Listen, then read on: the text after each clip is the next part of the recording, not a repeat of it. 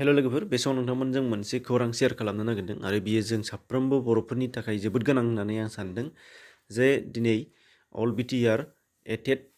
Pass जानाय candidate बिथांमोनहा दिनै आरोबाव फिन खेबसे प्रेस मिट खालामनायनि गेजेरजों बिटिआर सरकारखौ थाबैनो एलपि आरो इउपि सेक्सनाव रिक्रुटमेन्ट होनो थाखाय खावलायनायखौ नुनो मोननाय जादों जेराव आखाइ खबजबनानै बिथांमोनहा बार बार बुंबाय थानो गोनां जागासिनो दङ दा बेयो जोबोद सिरियास आरो बयनिबो थाखाय बेयो जोबोद सिरियास मानो होनबा बर' बिजोङा जोंना बिटिसि ओनसोलावसो एबा बिटिआरनि सिङावसो मेक्सिमाम दङ आरो बर'आ मानो होनबा बाहायसो मेजर नाथाय बेनिनो बेलायाव जों नुनो मोनगासिनो दङ जोंनि बिटिआर हालामनि जेसेबांनाखि स्कुलफोर दङ एलपि आरो इउपि बेफोराव मोनसे नङा मोनसे खालि जाना दङ बबेयावबा मोनसे सिंगेल टिचार दङ बबेयावबा जिर' टिचार जाना दङ नाथाय बेनि सलिउसनखौ दिनैसिम 2015निफ्राय दासिमबो खेबसेबो थिसननायखौ एबा सुफुंनायखौ नुनो मोननाय जायाखै नाथाय बिनि गेजेराव बुंनो नङा जे एबा बिदि नङा जे बेयाव थानाय मानसिफोरा एबा बाव थानाय केन्डिडेटफोरा माने एलिजिबिलिटि क्राइटेरिया गैया नाथाय बे नङा A-Tet पास एबा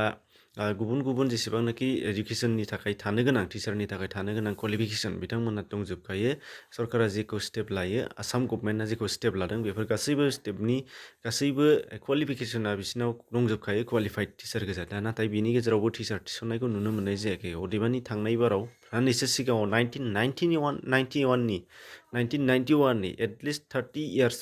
बेक 30 बोसोर सिगांनि मोनसे जिहेतु केस बानानै दंमोन एबा मोनसे जिहेतु थाबथानानै दंमोन बेखौसो बिथांमोना रिक्रुटमेन्ट होनायखौ नुदों जेखौ नाथाय लेटेस्ट एबा दानि जिहेतु यां जेनेरेसननि जिहेतु टेट क्वालिफाइड टिचार्स केन्डिडेट बिथांमोन दा बिथांमोनखौ थिसननायखौ नुनो मोननाय जायाखै दा बेखायनो बियो जोंनिल' नङा बयनिबो प्रेसार थानो नांगोन दा बयबो साफ्रोमबो प्रेसार खालामनांगोन जेराव हायो जेरैखि हाया मानो ससियेल मिडियानि थ्रुयै एबा फेस टु फेस प्रेक्टिकेलि बेखौ फेस खालामनो गोनां जागोन जाहाथे सरकारा बेखौ थाबैनो सुस्रांनानै होयो नङाबा बर' मिडियाम स्कुला थैनानै थांगोन आरो मिडियामाबो बेबादिनो गोदोलांगोन आरो बेजों लोगोसे जोंनि गोबां आफाद गोबां माने संगठन बिथांमोनाबो बेखौ नारसिननो नांगोन होमबासो खामानियाव होगोन आरो बिदि नङा दे सरकारा सोनो हानाय नङा नाथाय जोङो थांनाय जिहेतु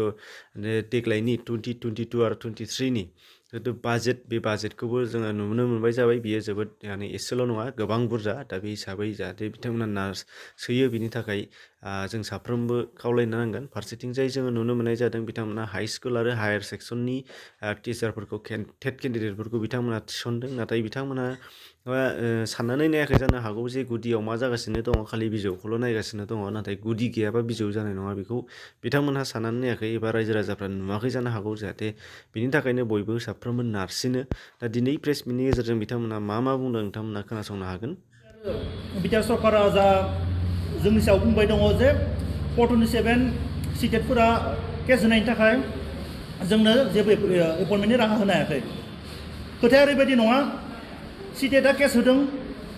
सरकारा जोंनो एपइन्टमेन्ट होनो हाया जोंनि सोंथिया बेसो जुदि केसआ 10 बोसोरसिम बारलाङो अब्लाना मा सरकारा जोंनो 10 बोसोरसिम एपइन्टमेन्ट होआलासिनो दोनगोन नामा नोंथांमोना खेबसे सानहर जे दिनै नोंथांमोना थाबैनो एलपि आरो इउपिआव फोरोंगिरि थिसनोब्ला जोंनि बर' बिजोंनि फरायसालिफ्रा जोबोद खम समनि गेजेरावनो थैनो थांगासिनो दङ मानो होनब्ला दिनै गोबां फरायसालियाव सासेल' फोरोंगिरिया फोरोंगासिनो दङ आरो बबेबा फरायसालियाव लांदां मासि जाना दङ आं बेनिखायनो गुरै खावलायो जोंनि बिटिआर सरकार नोंथां सारमोन नोंथांमोननि आखायावसो जोंनि बर' बिजोंनि फरायसालिफोरा नोंथांमोना बर' बिजोंनि फरायसालिखौ फोथांनो सानदोंब्ला जोंनि जा LP and UP TET pass खालामनाय केन्डिडेट दङ बिथांमोनखौ थाबैनो रिक्रुटमेन्टनि राहा होनांगौ Today, as a General Secretary of all BTR, LP and UP TET Qualified Association, we want to say that it is very disheartening and sad thing for us. There are more than 7,000 plus TET candidates qualified from the BTR region, but our BTR government is still not paying any heed to release the vacancy for the TET qualified candidates. We know that the 427 post, which the CTET candidate had filed a case, and that case is still pending in the High Court. But that post was 427 post was mainly for the 6 months contractual teacher who are working in the BTR region. So because of the CTET case, we 7,000 plus candidates should get deprived. That is not the reason. So there are many vacancies available in our BTR region. We have already taken the information from the higher authority of the education department, and we know that some schools are functioning with only a single teacher. So if the our government can give appointment to the 91 teachers, and they are going to give an appointment to the 99 teachers also. So why can't they give appointment to the TET qualified candidates of the BTR region? We are not asking for a free job from the government. We are demanding the government to release the vacancy for the TET qualified candidate. We know that our government schools are lacking far behind in providing quality education. So to maintain a quality education, we need to recruit a quality teachers. Plus, education is the main pillar of our society. So society can be developed through education only.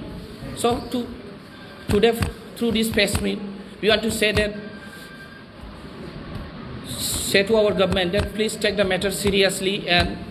release the vacancy for the TET qualified candidate so we can apply for that post. So this is what we want to say to our government. Thank you.